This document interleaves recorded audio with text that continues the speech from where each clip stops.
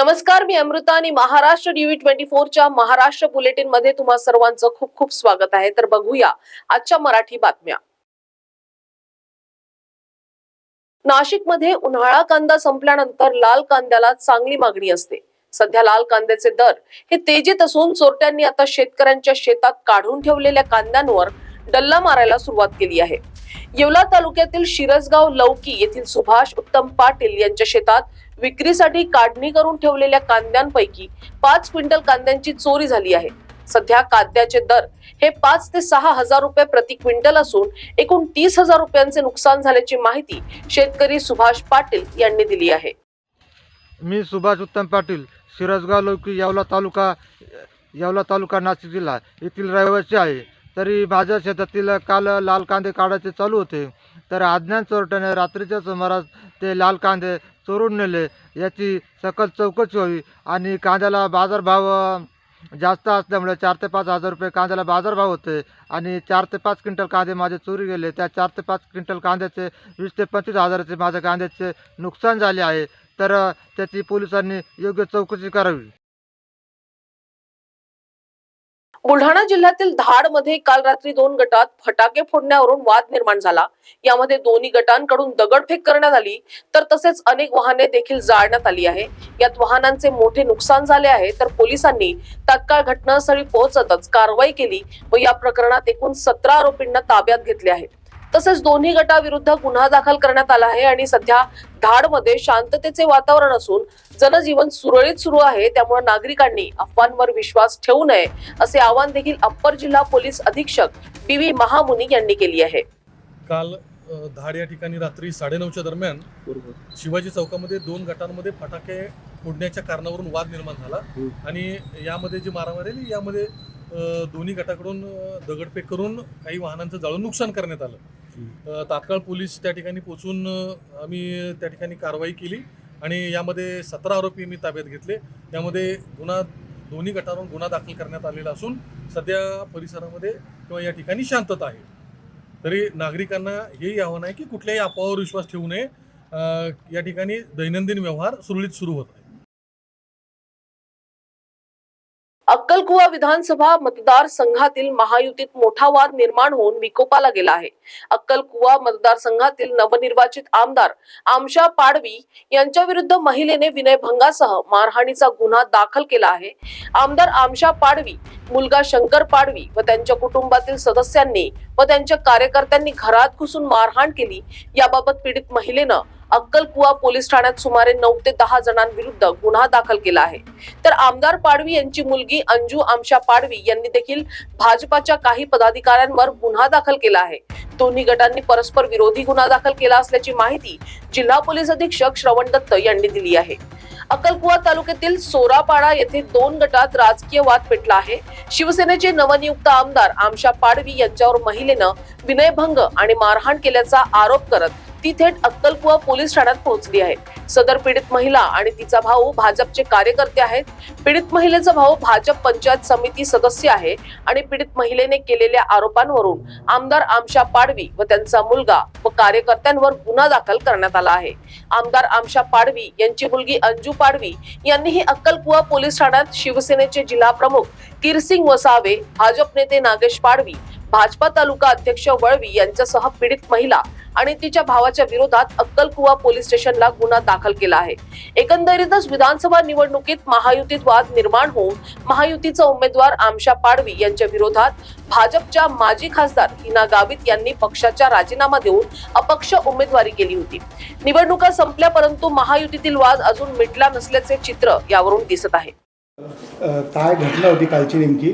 अक्कलकुव्याला 2 गुन्हे दाखल झालेले, काय संदर्भ होता आणि काय नेमकी घटना? नमस्कार। काल अक्कलकुवा येथील सोरापाडा गावामध्ये एक ग्रामपंचायतचे चालू असलेले कामाचे पार्श्वभूमीवर 2 गटामध्ये भांडण झाली आणि त्यानंतर दोन्ही गटांनी एकमेकांविरुद्ध गुन्हा दाखल करण्यात आला। त्यामध्ये अक्कलकुवा पोलीस स्टेशनमध्ये क्राईम नंबर 424 2000/2024 कलम 333 79 74 198 191 190, 115, 352 आणि 349. त्याचबरोबर ॲट्रॉसिटीची 31RS, प्रिव्हेन्शन ऑफ ॲट्रॉसिटीची 31RS कलम असा गुन्हा दाखल करण्यात आला. 9 लोकांविरुद्ध व इतर 9 नॉन अक्यूज्ड आणि इतर लोकांविरुद्ध तसा गुन्हा दाखल करण्यात आला. त्यानंतर समोरचे जे गट होता त्यांनीसुद्धा त्यांची कंप्लेंटवरून FIR क्रमांक 425/2024 ही दाखल करण्यात आली. त्यामध्ये भारतीय न्याय संहिताचे कलम 74, 79, 115 पोट कलम 2, 352, 310 पोट कलम 5, कलम 50. त्याचबरोबर prevention of atrocity against SC/ST कायदा अंतर्गत 31RS कलम अंतर्गत हा गुन्हा नोंदवण्यात आला. त्यामध्ये एकूण 12 आरोपी व इतर आरोपींविरुद्ध गुन्हा दाखल करण्यात आलेला आहे. दोन्ही गुन्ह्यांचा तपास सहाय्यक पोलीस अधीक्षक तथा उपविभागीय पोलीस अधिकारी अक्कलकुवा यांच्याकडे सोपविण्यात आलेला आहे आणि तपास सध्या सुरू आहे. सध्या वरिष्ठ पातळीवर काय चर्चा आहे हे मला अद्यापपर्यंत माहिती नाही. मात्र आतापर्यंत पक्षानं जी जबाबदारी माझ्यावर टाकली आहे ती योग्य पद्धतीने मी पार पाडली आहे. जर भविष्यात जी पण जबाबदारी देतील ती जबाबदारी सुद्धा समर्थपणे मी प्रामाणिकपणे पार पाडेल, अशी प्रतिक्रिया भाजपा आमदार श्वेता महाले यांनी दिली आहे. मी भारतीय जनता पार्टीची एक सर्वसामान्य जबाबदार कार्यकर्ता आहे. नेमक्या चर्चा काय चालू आहेत त्या माझ्यापर्यंत काही आलेल्या नाही आहेत. परंतु आतापर्यंत पक्षाने जी जबाबदारी माझ्यावरती टाकलेली आहे मी ती समर्थपणे पार पडलेली आहे, प्रामाणिकपणे पार पडलेली आहे.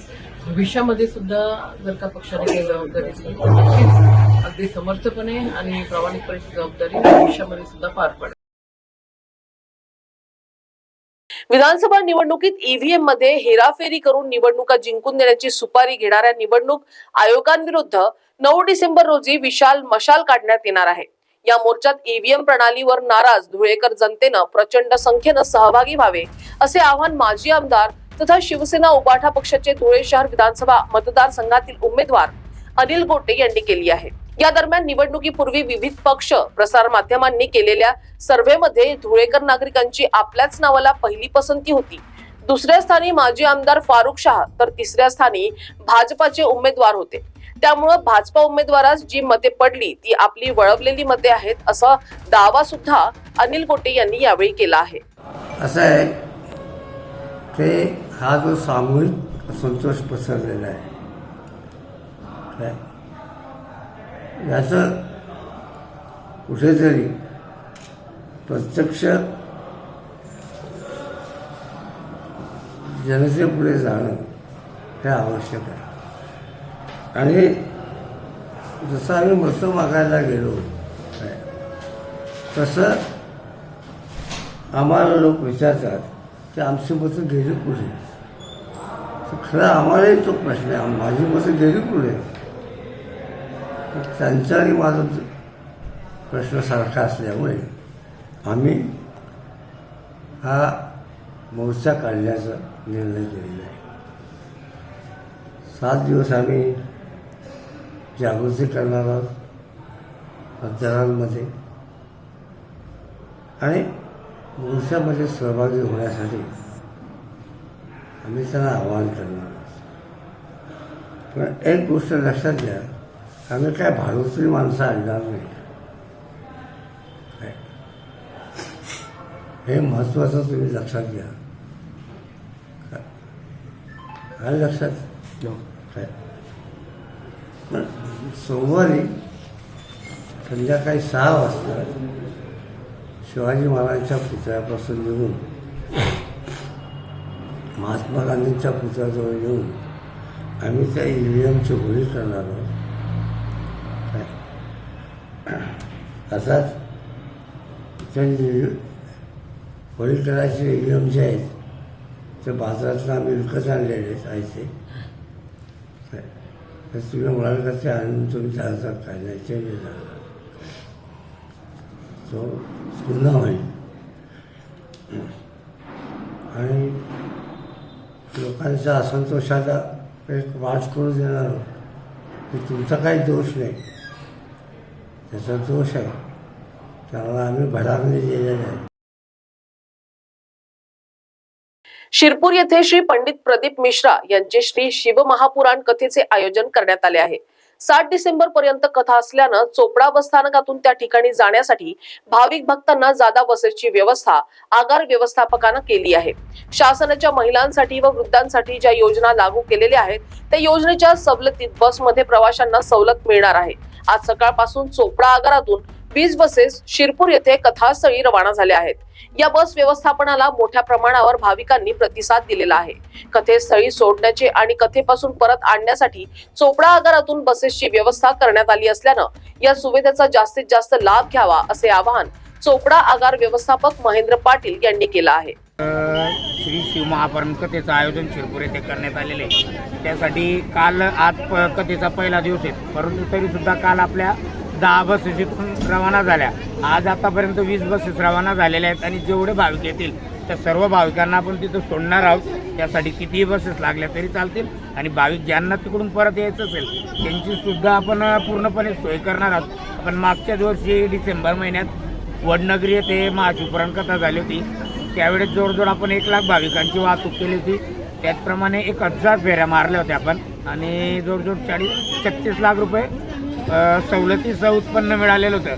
त्यापेक्षा नक्कीच जास्त उत्पन्न मिळवण्याचा आमचा प्रयत्न असणार आहे, कारण की वडनगरी जे अंतर होतं ते जवळजवळ 56 किलोमीटर होतं आणि हे अंतर जवळजवळ 44 किलोमीटर आहे. त्यामुळे त्याचा नक्कीच फायदा होणार आहे आणि त्याचप्रमाणे सर्व पत्रकार बांधवांच्या माध्यमातून आम्ही 4 ते 5 दिवस अगोदरच जादा बसेस उपलब्ध असतील अशी बातमी सर्वच पेपरांना दिली होती आणि बऱ्याच व्हॉट्सअपच्या माध्यमातूनही त्या बातमीला खूप प्रसिद्धी मिळाली.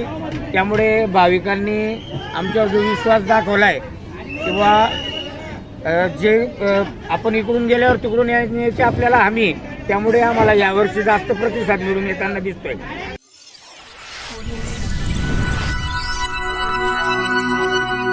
इस खबर के प्रायोजक है शिवशंकर आयुर्वेदिक क्लिनिक, अनुभवी डॉक्टर्स से सज्ज, सभी प्रकार के आयुर्वेदिक दवाइयाँ मिलने का एकमात्र स्थान.